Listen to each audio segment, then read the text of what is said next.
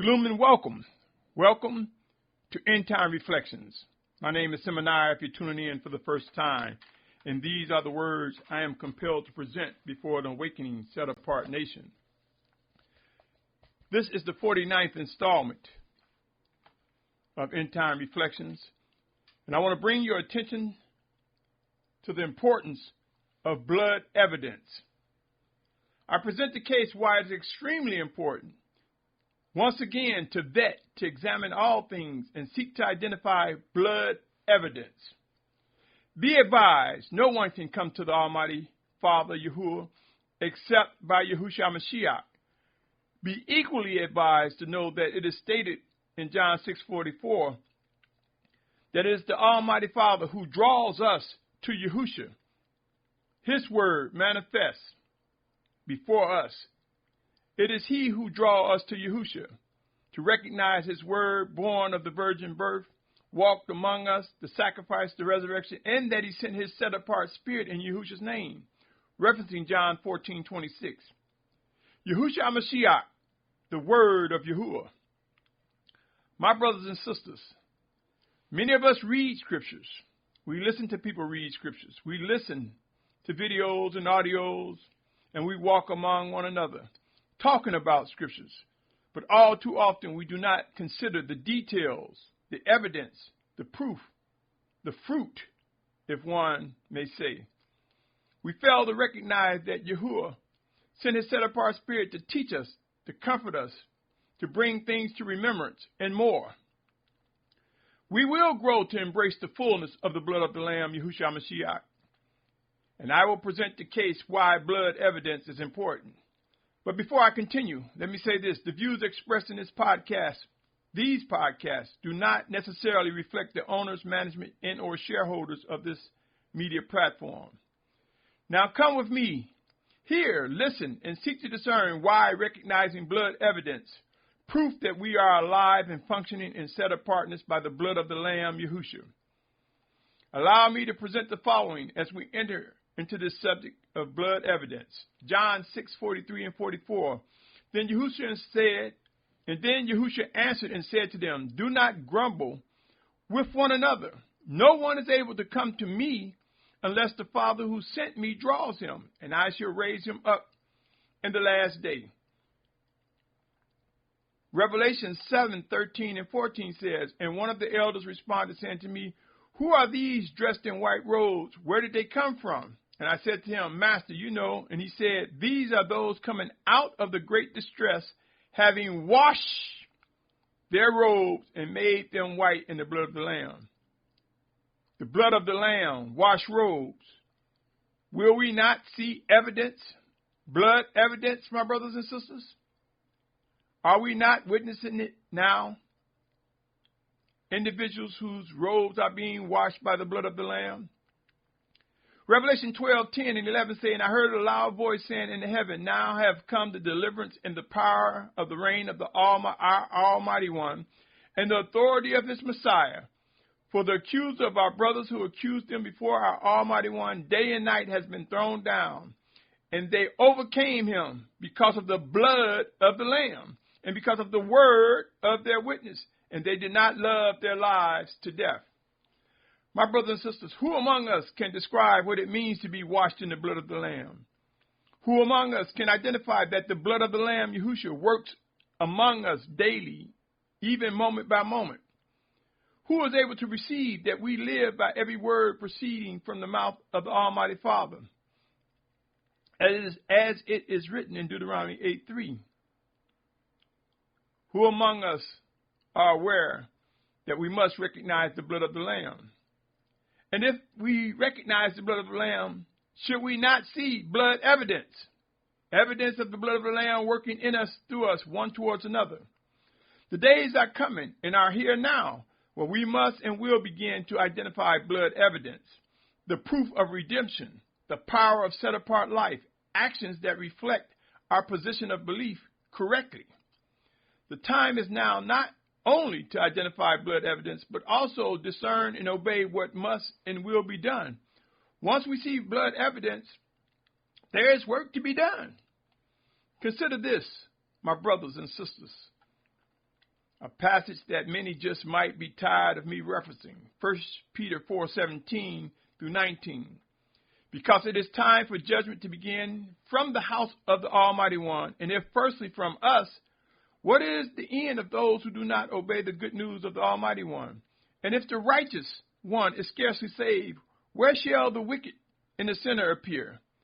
So then, those who suffer according to the desire of the Almighty One should commit their lives to a trustworthy Creator in doing good. That was 1 Peter 4:17 through 19. My brother, my sister, we read scriptures. We listen to those who read scriptures. But all too often we fail to consider, what does that resemble? What details, what processes are we supposed to witness and identify?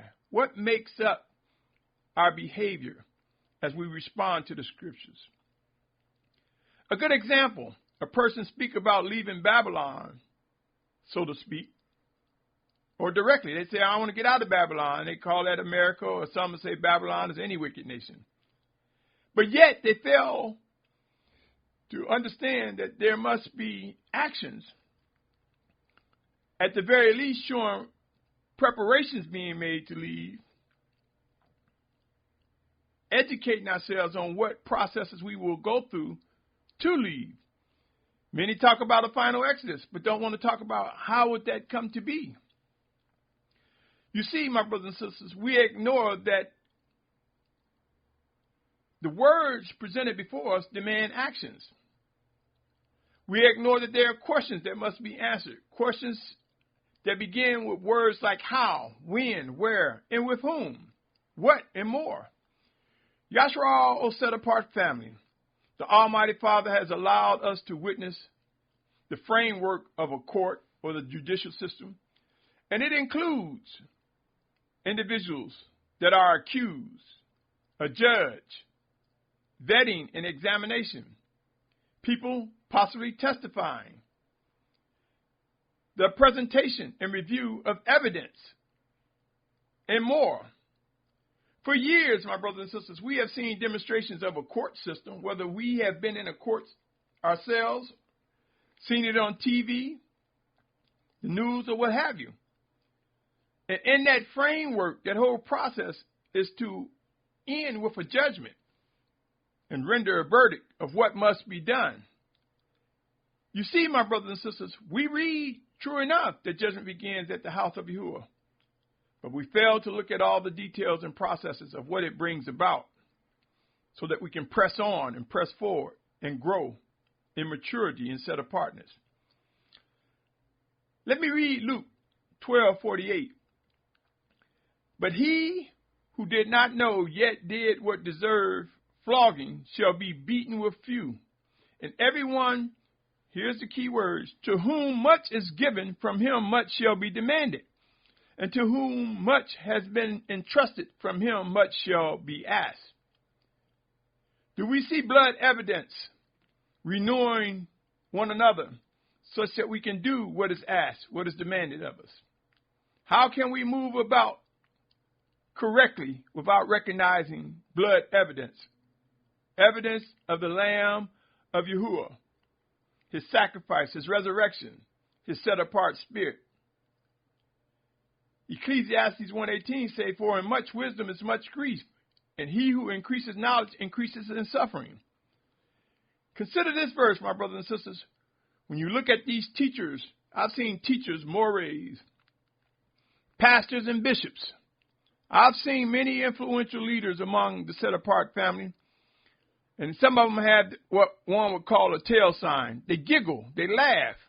We are in spiritual warfare, my brothers and sisters. Can a teacher or more that giggles and laughs when they're talking about something serious just excuse and say, oh, that's just my tail sign, or I can't help it? Are they admitting defeat? Or should they be demonstrating evidence, blood evidence? Should they be demonstrating grief, increasing in sorrow, knowing when to rejoice? So I'm not saying they can never laugh or be joyful, but they be teaching sometimes. Sometimes I've witnessed many of them teach. There's a few of them that have a habit of just laughing while they present things that are serious. There are those that present a message tying it to Hollywood. But yet, they want us to take them serious. My brothers and sisters, in much wisdom is much grief, and he who increases in knowledge increases in suffering. Do we see blood evidence from our leaders?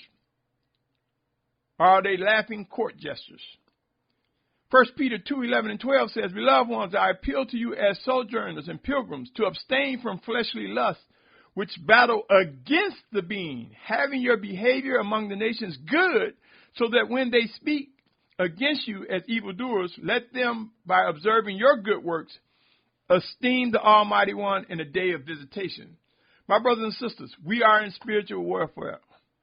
We have received life from the Almighty Father, who draws us to Yahusha Mashyach. The Almighty Father Yahuah, who wants us to acknowledge his plan for our salvation, which requires accepting his word, was indeed manifest before us. The sacrifice, the resurrection. In addition, acknowledge that he sent his set-apart spirit in Yahusha's name. There are procedures to recognize as it relates to walking filled with the spirit of Yahuah sent in Yahusha's name. I have witnessed individuals use words like, it's simple. Some will even say, all you got to do is obey the laws, 10 commandments, and statutes.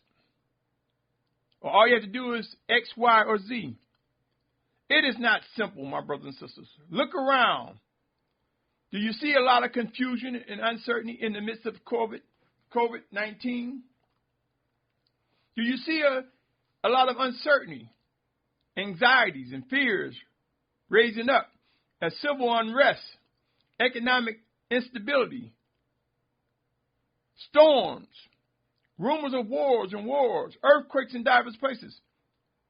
I submit to you, are we easily navigating through these extreme humbling times that are ramping up?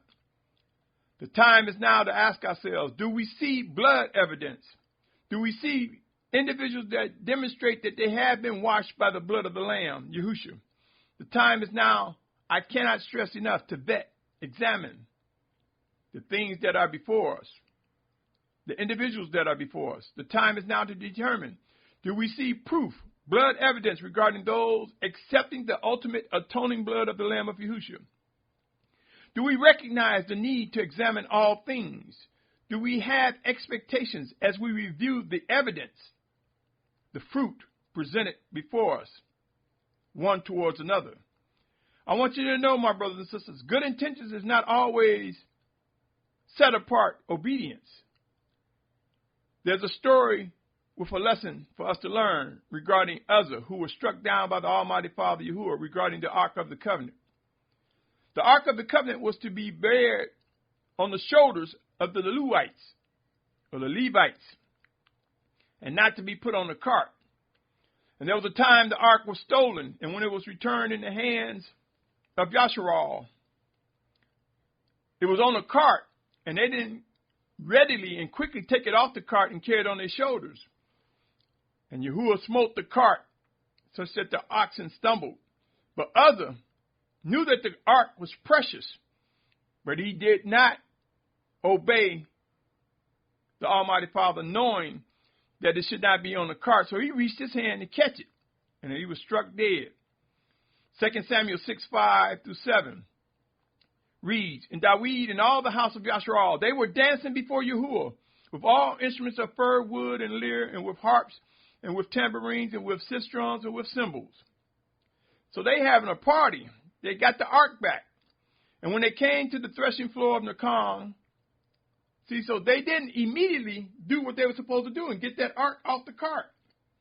When it came to the threshing floor, Uzzah reached out towards the ark of the Almighty One and took hold of it, for the oxen stumbled. And the wrath of Yahuah burned against Uzzah, and the Almighty One struck him there for the fault, and he died there by the ark of the Almighty One.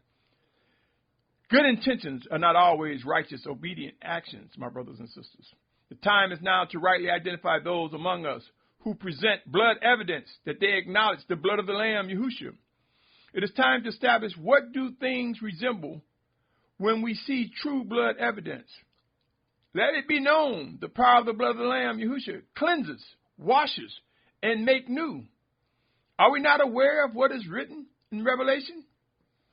Revelation 7:14 states, and I said to him, Master, you know, he said to me, these are those coming out of the great distress. Some translations say tribulation, having washed their robes and made them white in the blood of the Lamb. Blood evidence, my brothers and sisters. The blood of the Lamb, Yahusha, evidence that we acknowledge him. We will find that even in our differences, as we are made straight, as we are disciplined by the Almighty Father, the blood evidence shows that we can ask for forgiveness, yield to reproof, be corrected, and rise up anew. That's blood evidence, because it's the blood of the Lamb that covers up our mistakes when we repent, when we seek forgiveness. It is an ongoing thing that brings us into renewal, that gives us the ability to walk filled with the Spirit, walk in obedience to the living guidance of the Almighty Father. My brothers and sisters, blood evidence reveal that we are being cleaned, made new by the discipline promised by Abba Father Yahuah. Beware, if an individual failed to present blood evidence by not showing any signs that they acknowledge Abba Yahuwah's word made flesh, the sacrifice and resurrection, if they fail to acknowledge the drawing power of the Almighty Yahuah to Yahusha Mashyach, be aware of such and seek to inform and correct them, and or be prepared to come away. Blood evidence, claiming to be set apart without any indication of accepting the yielding blood of Yahusha, will prove to be unwise. Behold, my brothers and sisters, our redemption truly draws near, and there are specific things we must discover and act upon as we find ourselves being drawn together by the power and strength of Abba Yahuwah's Spirit, sent in Yahusha's name. I cannot stress enough that there is much work to be done. Until next time, my brothers and sisters, consider seeking to discern how to identify blood evidence among one another. At least we find ourselves fitting the description of those led astray, as mentioned in Matthew 24th chapter, as well as 2 Thessalonians chapter 2. There will be individuals that will fall to the side, led astray, failing to identify blood evidence among them, evidence that the Spirit of Yahuah is working in us and renewing us by the blood of the Lamb, Yahusha. Stay tuned, O set apart family. Stay tuned, my brother, my sister. Let these words stir and resonate within you. And consider to understand the purpose of this message. I pray for you, O Yashar'al. I pray for us. I pray that we grow each day in discerning what must and will come to be. In the name of Yahusha, I come to you as your brother, as your fellow servant. And I say to you, Shalum.